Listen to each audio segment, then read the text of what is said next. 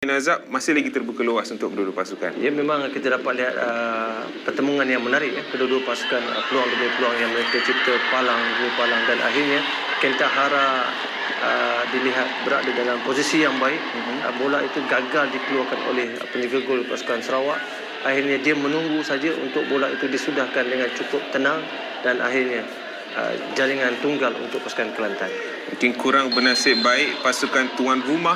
Mereka juga sebenarnya banyak peluang yang dimiliki. Ini antara peluang yang dimiliki oleh mereka, tetapi gagal untuk mendapatkan jaringan. Walau bagaimanapun sebenarnya Sarawak United perlu positif dengan keputusan ini. Betul, masih lagi ada peluang yang terbentang.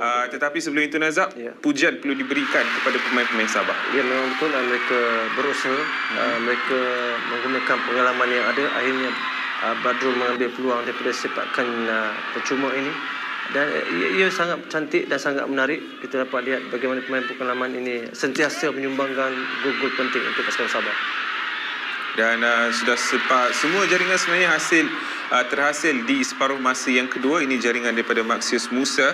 Tetapi apa yang menariknya ialah jaringan daripada George Atram pada minit yang ke-91 daripada tambahan masa. Jadi itu jaringan yang sudah semestinya membuka balik peluang UiTM untuk memberikan tentangan kepada Sabah Daily Cast. Ya, betul. Kita dapat lihat bagaimana pasukan UiTM walaupun rata-ratanya pemain tempatan, pemain lokal, dan mereka berjaya juga memberikan saingan yang baik kepada pasukan Sabah.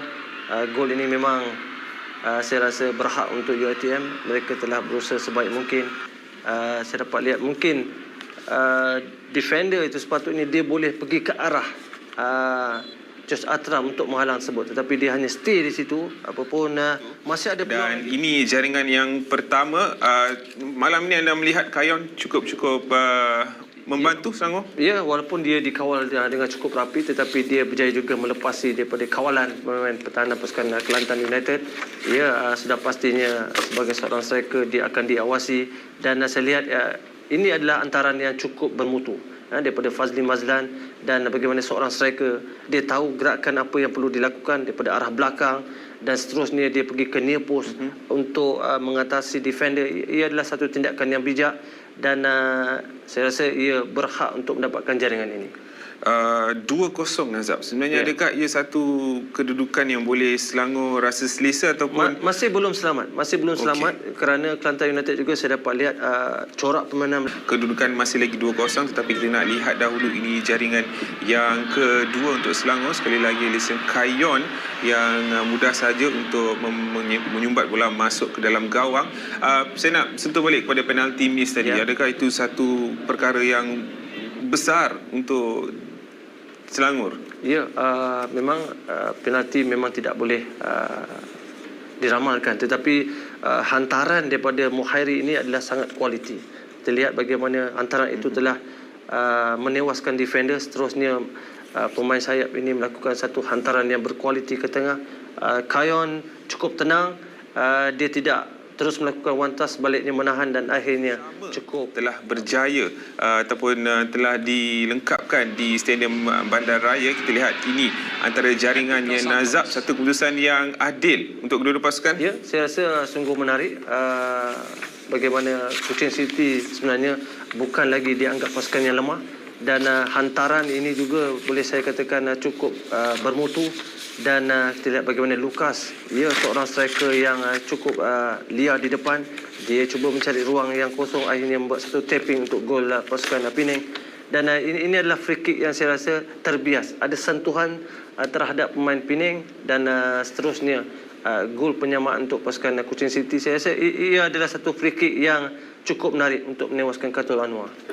Itu jaringan yang pertama untuk Kuching City. Mereka berjaya meletakkan pasukan mereka di hadapan pada minit yang ke-73. Abu Kamara dengan satu tindakan mudah saja untuk meletakkan mereka 2-1 di hadapan pada minit yang ke-73. Tetapi selang beberapa minit selepas itu, siapa lagi kalau bukan peledak utama Penang, Lucas Silva, berjaya untuk boleh dikatakan menyelamatkan maruah Penang dan memberikan mereka boleh dikata harapan lagi untuk perlawanan timbal balik nanti, Nazab. Ya, betul, memang ada persaingan yang cukup sihat di sini. Kita lihat bagaimana hantaran yang berkualiti. Lucas sekali lagi antara pemain yang sentiasa membantu menjaringkan gol.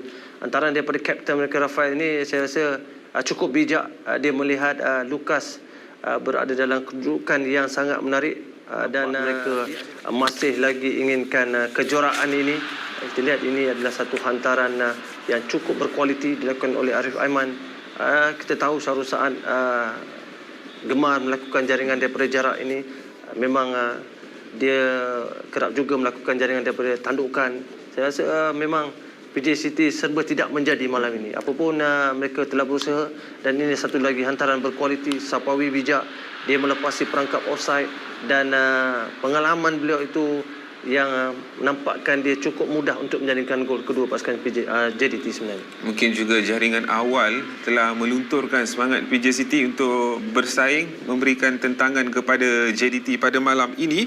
Safawi dengan jaringan yang kedua pada minit yang ke-39. Cerita yang hampir sama di separuh masa yang kedua, dua jaringan berjaya dihasilkan di mana Akia Rashid pada minit yang ke-70 menggandakan kelebihan JDT. Senang cerita malam ni untuk JDT boleh lebih daripada 4 sebenarnya boleh jadi. Memang kalau diikutkan ada banyak lagi jaringan yang boleh lakukan, tapi kita lihat bagaimana bijaknya pemain JDT bertukar-tukar hantaran. Kita lihat hantaran 1-2 dan akhirnya Akia mendapat satu ruang yang cukup selesa untuk dia menewaskan Kalamullah. Dan memang kita tahu kualiti yang ada pada pasukan JDT, semua pasukan akan gerun dan kita lihat ini juga satu hantaran yang bijak. Arif Aiman tidak menunggu lama. Dia melihat Forestieri datang daripada arah belakang dan seterusnya melakukan hantaran lintang yang cukup laju, yang tidak mungkin dapat disambar oleh pertahanan pasukan PJ City. Dan pada saya ini adalah finishing yang cukup berkualiti daripada Forestieri. Jadi kemenangan yang cukup selesa 4-0 untuk JDT, untuk mereka bawa advantage awal untuk Negeri Sembilan tetapi masih lagi terbuka. Ya betul, saya rasa masih lagi terbuka kerana jaringan itu tidak jauh dan kita lihat bagaimana saya rasa rembatan ini terbias, terkena kaki Gulon dan seterusnya Syihan gagal untuk membaca pergerakan bola. Ada sentuhan tetapi dia gagal untuk menepis bola itu keluar. Dan kita lihat bagaimana satu lagi kualiti hantaran yang berlaku dan Cik Rashid bersedia untuk menerima bola tersebut. Satu setting yang baik, finishing yang berkualiti. Ini jaringan yang pertama untuk Negeri Sembilan. Cik Rashid pada minit yang ke-42 melengkapkan aksi separuh masa yang pertama 1-1. Di separuh masa yang kedua banyak percubaan dan peluang dimiliki oleh kedua-dua pasukan, tetapi pada minit yang ke-67 Matius Alves 3 kali tandukan. Ya, kita lihat bagaimana kualiti hantaran, melihat ada rakan di belakang, dia memang ada 3 sentuhan tandukan dan akhirnya jaringan itu dilakukan dengan cukup cemerlang. Bekalan yang baik daripada Negeri Sembilan untuk dibawa ke Parui dan pastinya pemain Kedah harus menyalahkan diri mereka sendiri kerana satu faktor padang yang mungkin agak sedikit lembab dan juga berat itu menyebabkan pergerakan.